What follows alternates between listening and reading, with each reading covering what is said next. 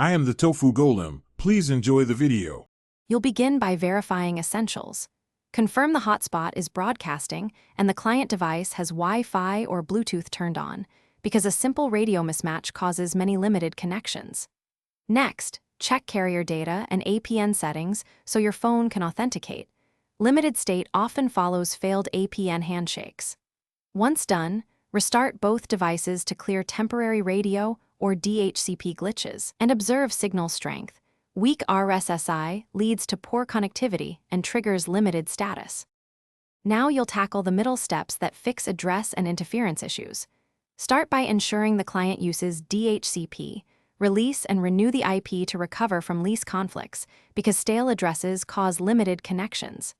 Then switch your hotspot band or channel to avoid local Wi-Fi congestion. 2. 4 GHz penetrates walls, 5 GHz offers less interference.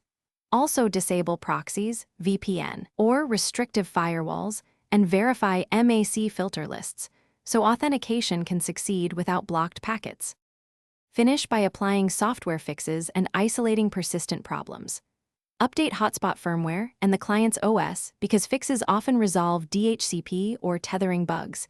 If issues persist, reset network settings to clear corrupted configs. Once done, test with another device or swap the SIM to determine whether the hotspot or carrier is responsible. If all else fails, perform a factory reset on the hotspot after backing up settings. Troubleshooting tip: if limited persists, call carrier support with Signal, Appen, and test results. Thanks for watching. Consider subscribing if we helped you today.